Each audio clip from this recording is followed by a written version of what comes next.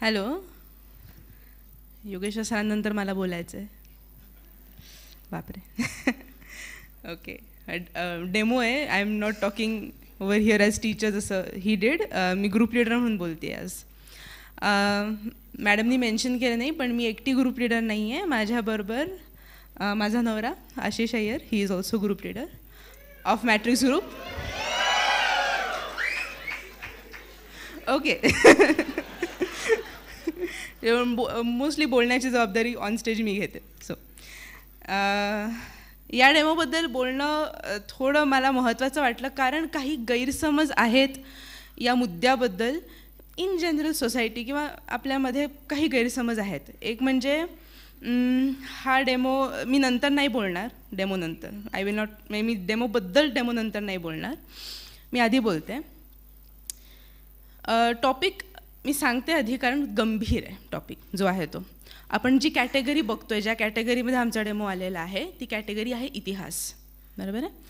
आणि आपल्या इतिहासातला एक डार्क पार्ट ऑफ, म्हणजे भारताच्या इतिहासातला एक काळा टाईम स्पॅन होता, जेव्हा आपल्यावरती आक्रमणं झाली बाहेरून. कुणाकडनं झाली, काय झाली ते जाऊ दे, आक्रमणं झाली. आणि त्या काळात जे काही घडलं दॅट वॉज बॅड. म्हणजे त्याच्याबद्दल हिस्टॉरिकल रेकॉर्ड्स पण आहेत, खूप लिहिलेलं आहे त्याच्याबद्दल. आणि वाईट घडलं, जे काय घडलं ते खूप वाईट घडलं. आपण खूप खूप लकी आहोत की आपण आत्ताच्या काळात जन्माला आलो आहे, इन दिस 21st सेंचुरी. खूपच चांगली गोष्ट आहे. माझ्या डेमोचा विषय आहे जौहर. कुणाला लोकांना माहिती आहे जौहर काय आहे? Yes, okay. पद्मावत सगळ्यांनी बघितलं आहे. हां, पद्मावत आहे आपला डेमो, ठीक आहे. अर्थात बिईंग म्हणजे सरांच्या खूप करेक्शन्स आणि खूप शिव्या खाऊन आलेला आहे डेमो, ऑफकोर्स. त्यामुळे पिक्चरपासून खूप लांब आहे आपला डेमो, ठीक आहे. म्हणजे जो डेमो पिक्चरमधला एकही ट्रॅक वापरलेला नाही आहे, पिक्चरमधला एकही सीन वापरला नाही आहे. मला स्वतःला पद्मावत खूप आवडला पिक्चर ॲज अ मूवी म्हणून, आणि मी तो खूप वेळा बघितला आहे. पण पद्मावत मला आवडला म्हणून हा डेमो मी केलेला नाही आहे, हे आधी लक्षात घ्या. मला रादर हे रिअलाईज झालं की खूप बोलायची गरज आहे या डेमोबद्दल, कारण डेमोचा टॉपिक जो मी चूज केला आहे that can lead to many misunderstandings किंवा मिसकन्सेप्शन्स. सो नंबर 1, मी पद्मावत बघितलेला आहे आणि मला आवडतो. नंबर 2, मला पद्मावत आवडतो म्हणून मी हा डेमो केलेला नाही, कारण राणी पद्मिनीचा जो जौहर झाला ती कथा मी आईकडून, माझ्या आईकडून म्हणजे मॅडमकडून मी 7 वर्षाची असताना ऐकली होती. जौहर ज्यांना माहिती ते सगळे म्हणाले माहिती आहे, पण तरी मी सांगते थोडं, कारण की मी अलॉंग विथ सरांबरोबर जे काही मी शिकते, पिक्चर म्हणा, कादंबऱ्या म्हणा, कम्प्युटर म्हणा, त्याच्याबरोबर मला इतिहासाची ओढ आहेच, बाय डिफॉल्ट आहे. आणि आपल्या भारताच्या इतिहासाची तर खूपच आहे.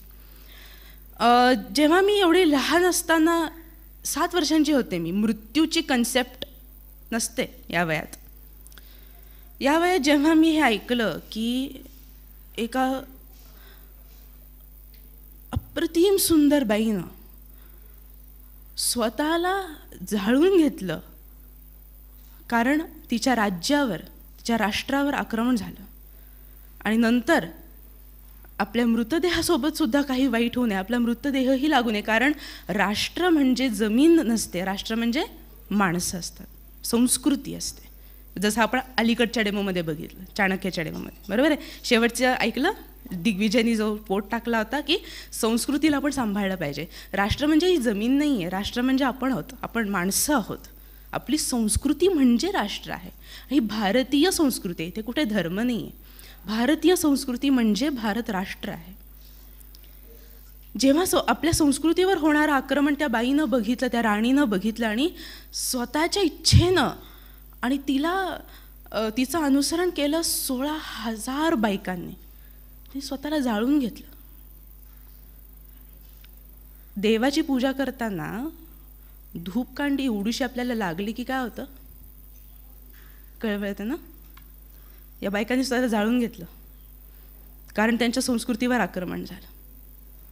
अगेन, जर तुम्हाला आठवत असेल तर पद्मावत जेव्हा आला तेव्हा या विषयावर खूप कॉन्ट्रोवर्सीज झाल्या होत्या, आठवते ना, की काय गरज आहे हे करायची वगैरे. आपण 1303 जाऊन नाही विचार करू शकत.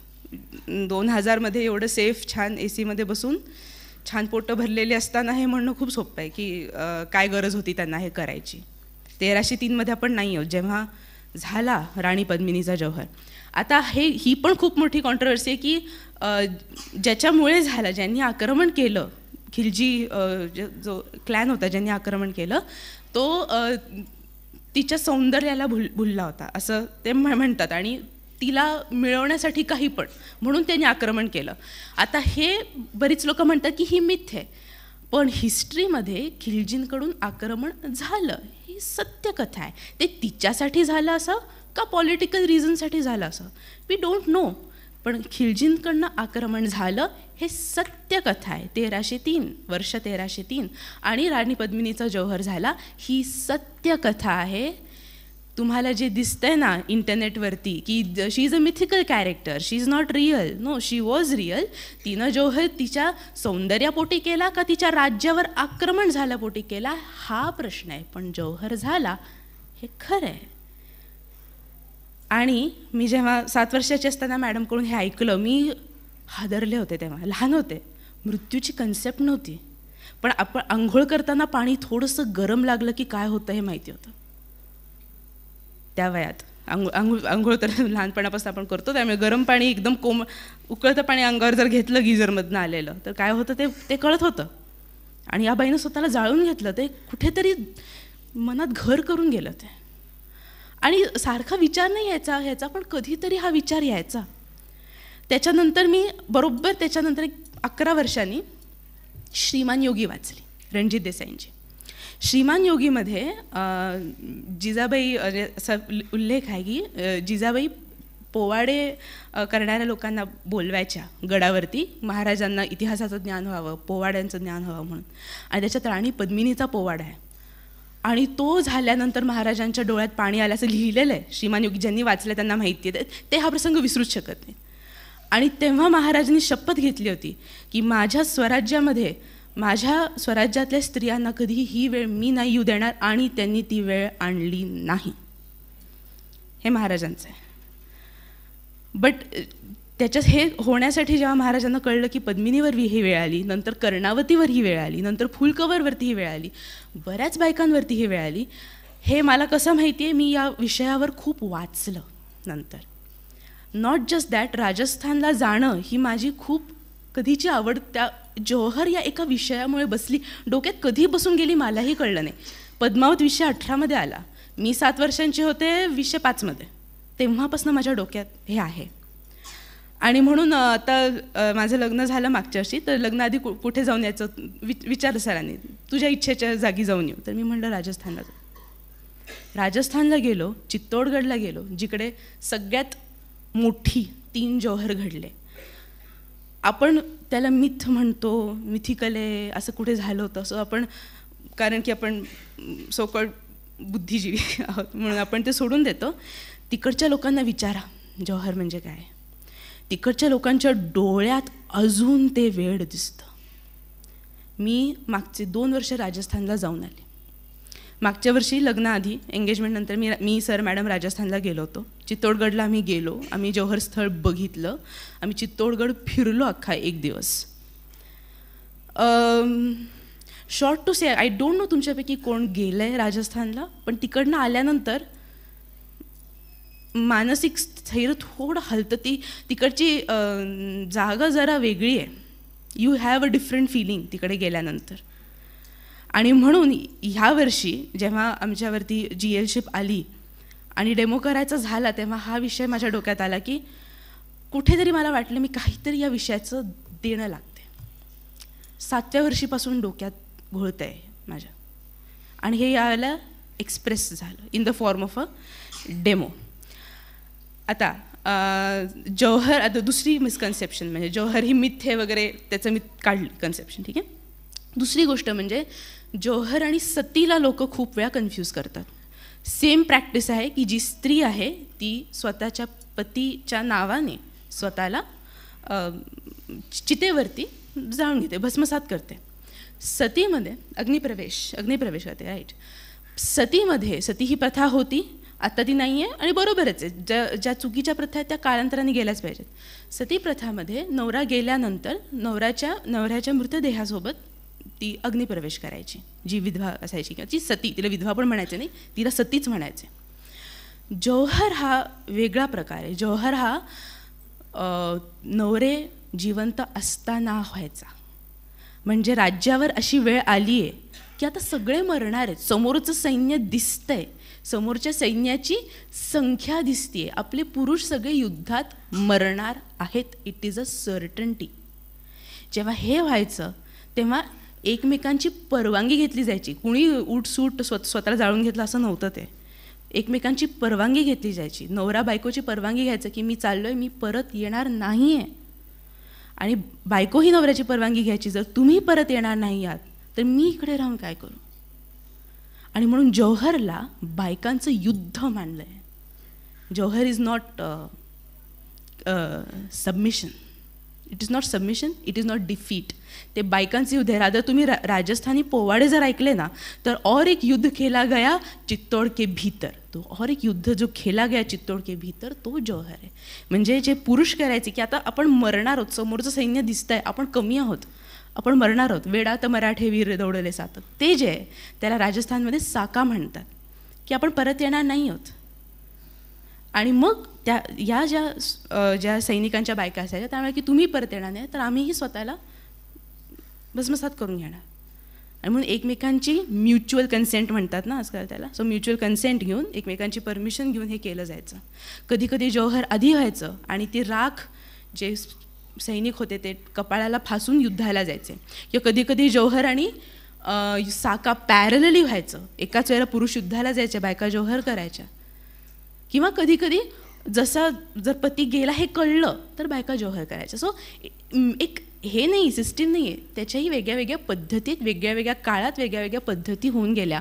पण हे झालं, हे खरं आहे. नको त्या डॉक्युमेंट्सवर विश्वास ठेवू नका, हवं तर भेट देऊन या एकदा राजस्थानला. तिकडच्या लोकांना विचारा, तिकडच्या मातीत वाढलेल्या लोकांना विचारा. ते जौहर म्हणल्यानंतर त्यांच्या डोळ्यातली आग बघायची, ती अजून त्यांच्या डोळ्यात आग दिसते जौहर म्हणल्यानंतर. आत्ता यावर्षी लग्न झाल्यानंतर फिरून यायचं असतं. तर आमच्या मागे खूप लोक आहे की जीएलशिपमध्ये अडकल्यानंतर आम्ही कुठे गेलोच नाही. सगळे म्हणत होते फिरून या फिरून या फिरून या.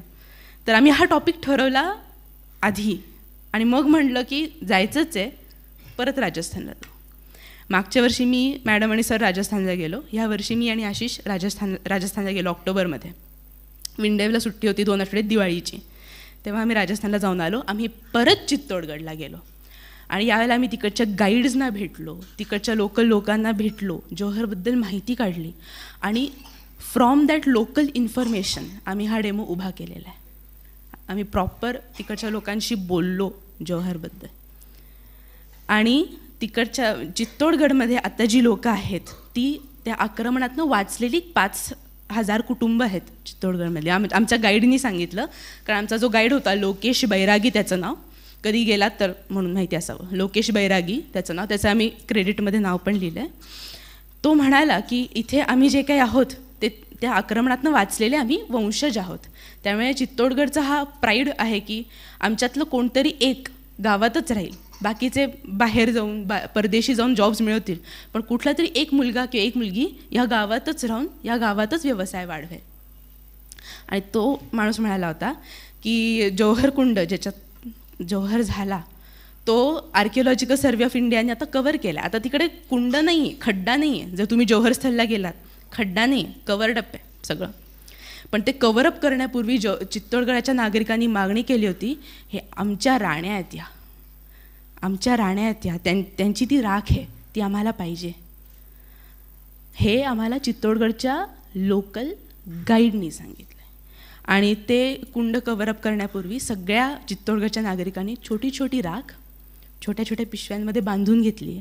सगळ्यांच्या घरी आहे आत्ता चित्तौडगडमध्ये जौहरची राख. आणि मगच आर्किओलॉजिकल सर्वेनी तर कव्हर केलं. मी विचारलं बरं का, लोकेश भाई ऐसा पूछना गलत है लेकिन क्या हमें भी मिल सकती है, हमारे लिए भी वो देवी ही है. नहीं, कोई नहीं देगा, आमची राणी.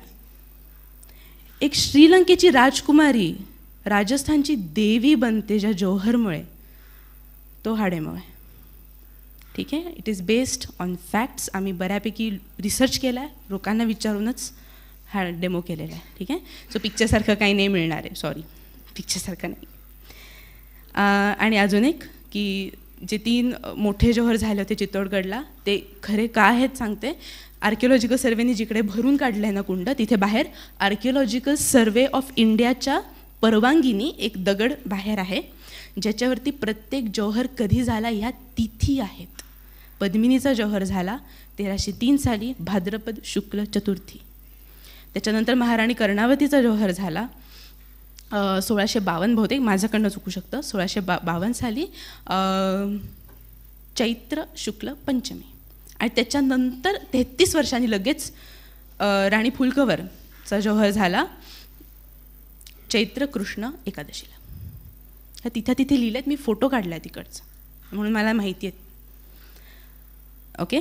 So there are many things surrounding this topic. खूप कन्फ्युजन्स आहेत, सर म्हणतात तसं कन्फ्युजन्स, खूप कॉन्ट्रोवर्सीज आहेत. म्हणून मला वाटलं की डेमो दाखवण्यापूर्वी आम्ही हे का केलं, कशाला केलं, हे क्लिअर असावं. ओके. आणि दुसरी गोष्ट म्हणजे हा डेमो 16,000 पहिला, दुसरा 13,000, तिसरा 9,000. इफ यू कॅल्क्युलेट दॅट, तेवढ्या 1,000 बायकांचं बलिदान आहे, तेवढ्या 1,000 बायकांचं युद्धभूमीवर मरण आहे. Okay. So please as a presenter माझी रिक्वेस्ट आहे की तो सिरियसनेस ठेवून हा डेमो बघा. ठीक आहे.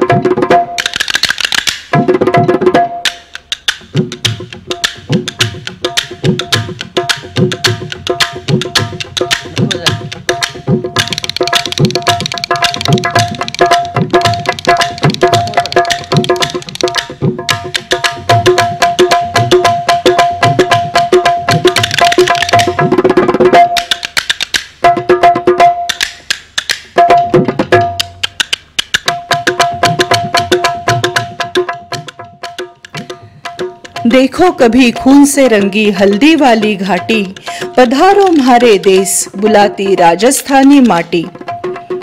यहाँ की हवाएं सुनाती तेज तलवारों की गाथा, जौहर में झुलस कर भी रहा उन्नत क्षत्राणियों का माथा। चित्तौड़ के छाव में बसा एक छोटा सा कस्बा, अपने को सदियों से मानता राणाओं का कुणबा। सदियां बीती युग बीते, अपने आप में स्मृतियों की राख जतन करे बैठा यह गांव। हर साल मेला लगता बिना जुलूस के, चल पड़ते सबके पांव उस पंडाल की तरफ जहां पे नाचती कठपुतलियां, गाती जौहर साका, कथा सुनाती पद्मिनी की और राणा रतन सिंह जो बाका। उसी तिथि को जिस दिन घात किया था क्रूर कपटी खिलजी ने। घन घन घन घोर खिलजी आया, साथ लाया हरा तूफान क्रूर छाया। माटी के कण कण को रौंदता, छल कपट से मारता मरवाता, बदनियत बदहवस फैलाता, नृशंस मदिरांध खिलजी आया, खिलजी आया। पत्थरों की भुजाएं तोड़ी, क्षत विक्षत कर फोड़ी, एक मूरत न उसने छोड़ी, हैवानियत ने भी लाज से सिर झुकाया। घन घन घन घोर खिलजी आया, खिलजी आया, खिलजी आया।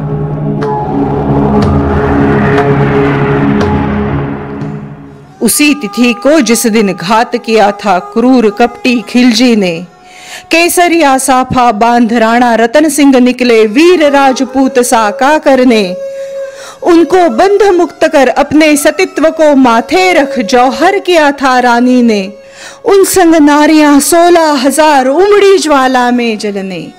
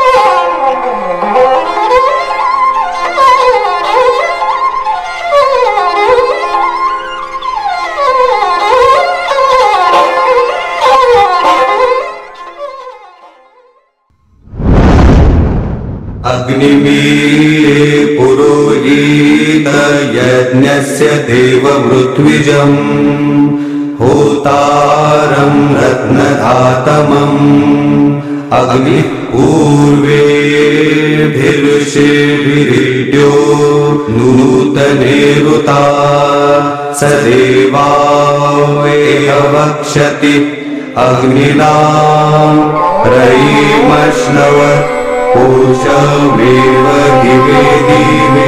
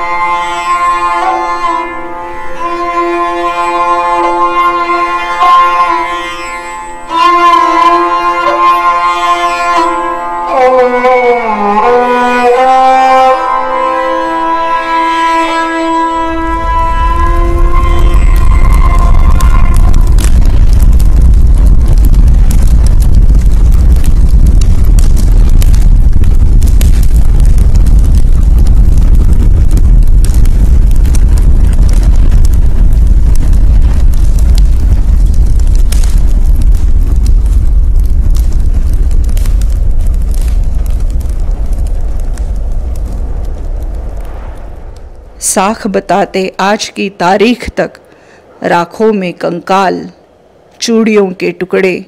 अगर सुनोगे तो सुनाई देंगी चीखें सिसकियों के दुखड़े। कठपुतली के खेल में लौ जल उठती एक छोटी सी और जीवित हो उठती ज्वलंत कहानी आप बीती सी। अग्निशिखा।